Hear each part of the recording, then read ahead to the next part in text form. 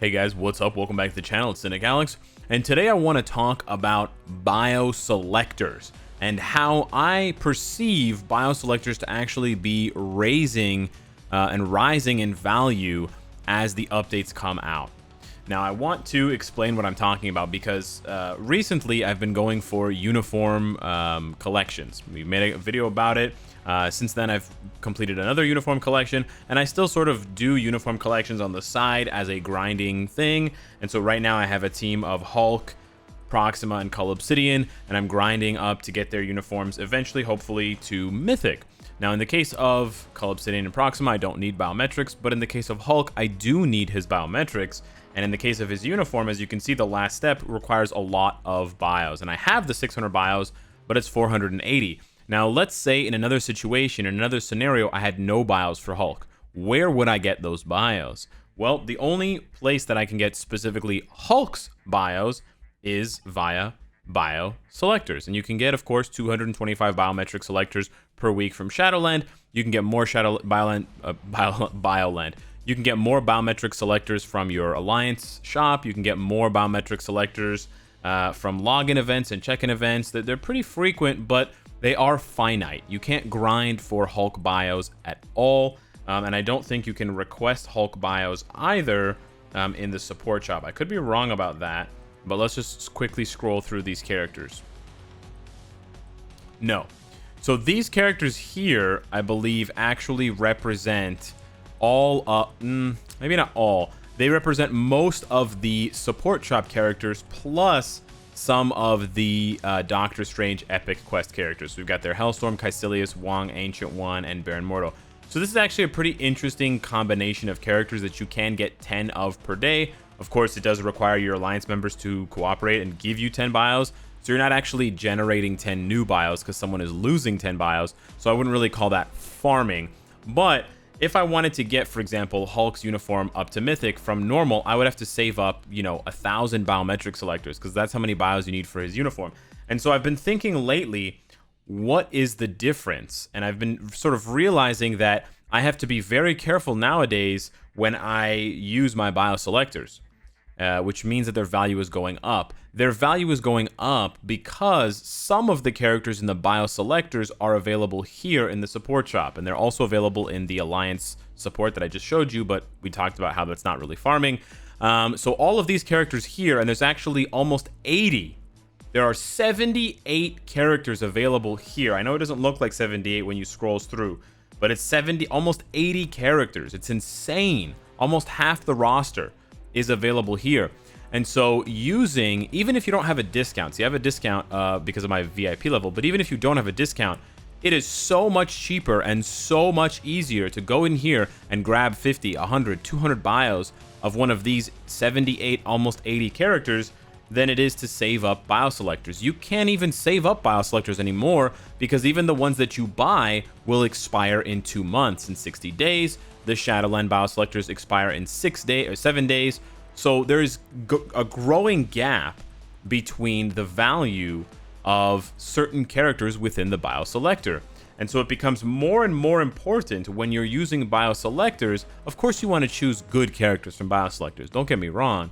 But for older veteran players, even if they're free to play or low spending, you should be very careful when you're selecting characters to use in bioselectors. And maybe, in between updates, you don't have anyone in particular specifically that you want to rank up, so you just want to collect some extra bios for them, and you don't want your Shadowland selectors to expire. Those characters at the top, thankfully, are the ones you want to choose from. And so I did a list. I broke down the characters via whether they were support shop characters or whether they were bioselector characters. There are some other characters in here as well, like Thing and Human Torch, and Caecilius, Ancient One, Wong, Baron Mordo, and Hellstorm. Those characters are available in bioselectors, and they are farmable via the Epic Quests. But you do have a growing list, and especially from recent updates, you look at that top list, guys, and you think about the last 4 updates, right? How many really strong bioselector characters have they released? Dr. Voodoo, Swordmaster, Gorilla Man, War Tiger, Shadow Shell, and now Viper and Taskmaster. All of those characters are very good. They are like high heroic tier, low mythic, low legendary tier characters. All of those characters on the top row besides Hydro-Man, like Hydro-Man's good, but everyone else on that top row has all defense down or elemental defense down, accumulation, self-healing or healing on a skill. Like they all have really good abilities, mind control, 5-6 seconds of invincibility, 5-6 seconds of immunity. These are not bad characters by any means whatsoever. Now, of course, there are bad characters in the BioSelectors, but let me break it down for you a little bit further. So you can't organize by BioSelector only, but this list is over 100 characters. This list of BioSelectors includes all of the BioSelector only characters, all of the BioSelector and Epic Quest Farmable characters, and all of those 78 support shop characters besides Sister Grimm and Singularity. Sister Grimm and Singularity are not here, but everyone else, I believe they're not here, but everyone else is. So there is, well over 100 characters listed. If you take a look at only the biometric selector characters, starting with like Hydro-Man and those characters at the top, about half of them are really good. Like, I'll quickly just list them off for you, but you got Hydro-Man, Shadow Shell, War Tiger, Viper, Taskmaster, Gorilla Man, Swordmaster, Dr. Voodoo, Molten Man, Korath, Minerva, Morgan Le Fay, Iron Hammer, Ulysses Claw, Shuri. That's going back a couple years now. But even like Medusa, Sharon Rogers, of course. Crossbones just got a uniform. Miles Morales, Hulkbuster, Star-Lord, Rocket Raccoon, Hulk. All of those characters are pretty good to very good. And most of them recently are very good without uniforms. Now, if you take a look at the support shop only characters, here's where it starts to get a bit more interesting. When you look at the support shop only characters, how many of these characters are bad? Just think about it. How many of these characters are just bad? You're just not going to use them. You're like, if you have to use them in Shadowland, you're like, oh my god, I'm going to die like 5 times. I'm going to have to like fix their build. They're just bad. There's a lot of characters. A lot of these characters here are like leaderships or nothing. They're bad. There are some good characters in here, don't get me wrong, but at least, I would say at least half, if not more than half of these characters are bad. Just straight up bad. Like MODOK is just straight up bad. Yondu, Drax, they're just straight up bad. The other half that are good, most of them are only good with uniforms. Now, the reason why they're only good with uniforms is because of power creep. Of course, Cynicalex, characters that were introduced in the last year have to be good without uniforms because they have to compete with characters that have gotten uniforms. So of course, Dr. Voodoo comes into the game, he has to be as good or almost as good as, War Machine with his newest uniform. War Machine has like 5 or 6 uniforms. So yeah, of course. But of course, they're not going to introduce new characters in the support shop brand new, right? Brand new characters are going to be BioSelector only, or they're going to be whatever, Paywall, Crystal Wall, Native Tier 2.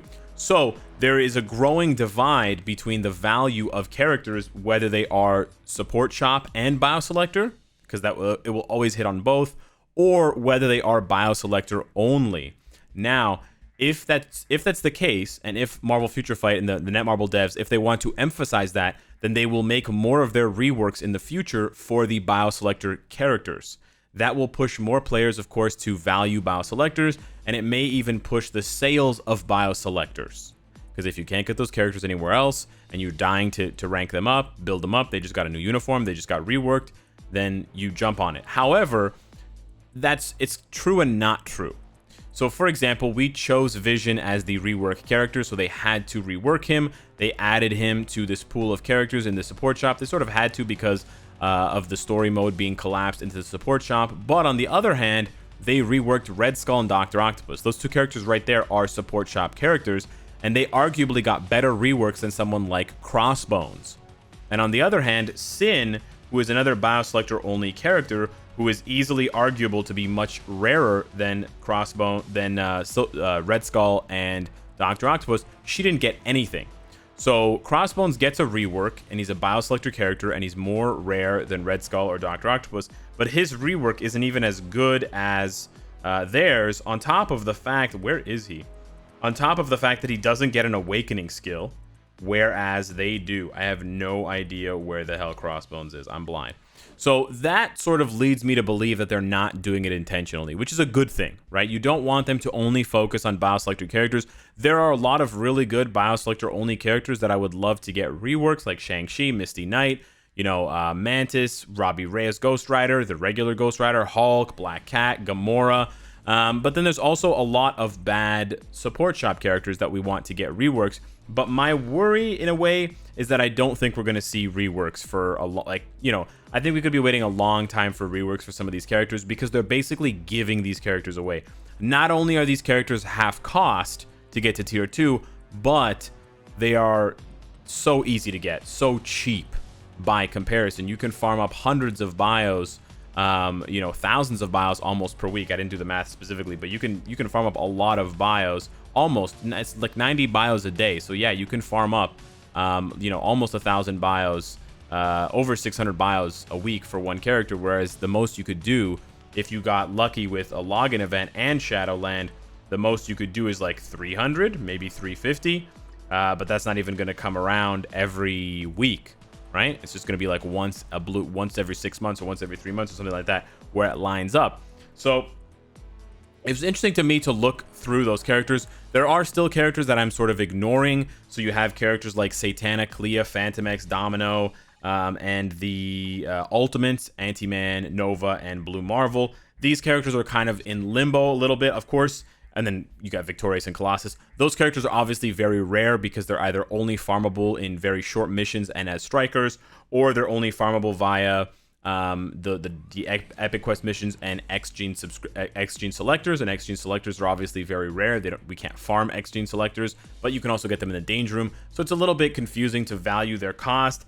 It is interesting, however, that you can see here the pool for characters includes the weak ones from the Dimension Shop and sort of the non-rare characters and the rarer BioSelector characters, which makes them harder to achieve through the processor, which is the same case for characters here, but also includes characters that are, you know, only available here, i.e. the Ultimates. So it's a little bit more confusing to include all of those characters, so I didn't really want to do that. Like, you can get these characters by chance. You see, like, it's weird. Some of these are available from Epic Quests. They're all available via the Danger Room, and then on top of that, some of them like Angel and Warpath and Bishop are available in the support shop. So there's a lot of confusing overlap here, so I didn't really want to focus on that. Basically, what I wanted to focus on was this idea of BioSelectors becoming more valuable. They're not becoming more rare. I think we need maybe more ways to farm BioSelectors in different game modes, even just small amounts like 10, 20, 30. Maybe some of the existing random bios need to be converted into biometric selectors. I keep trying to say subscriptions. Sorry, guys. But, for example, in Alliance Battle Extreme and in Alliance Battle, you get 25 random bios. If they can convert those into bioselectors, I think that would be really great. And then it would also be really nice if they prioritized maybe a few more of those bioselector characters for reworks, because there are a lot of classic characters here that just aren't very good. It's really nice to see that all of the new characters being added to the BioSelector in the last year-ish, a year and a half, are really good. Like going all the way back to Iron Hammer and Morgan Le Fay.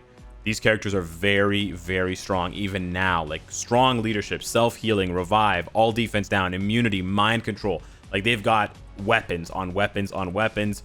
You know, crazy DPS, Minerva, Molten Man.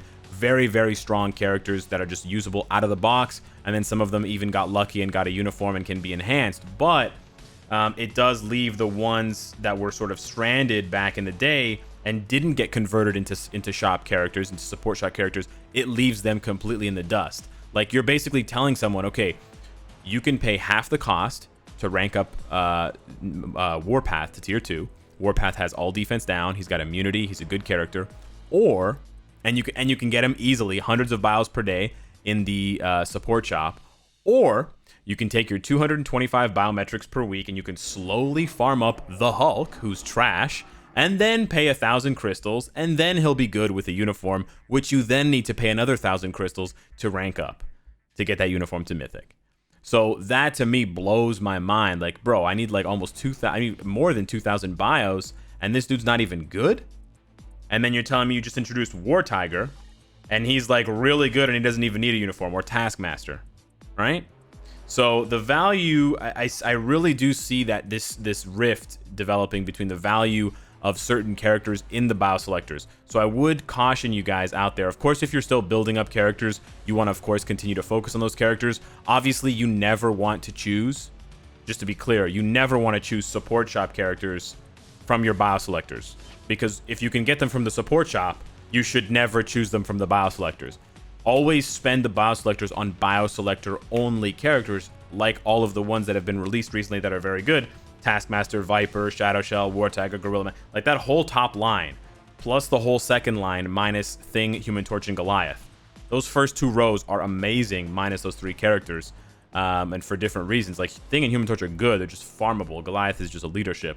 But yeah, so of course, you know, make sure you're valuing selectors properly, and then I'm curious. I want to monitor this and see how Marvel Future Fight is going to approach it and how Netmarble is going to approach it, because more of the support shop characters need reworks, but because they're so cheap and easy to get, there's not really a lot of monetization on the end of you know, on the money side of things, because we can just get their bios for free, right?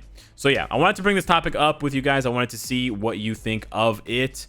Hit me up in the comments down below with your thoughts on this, and if you experienced the same thing already, if you kind of had that epiphany yourself.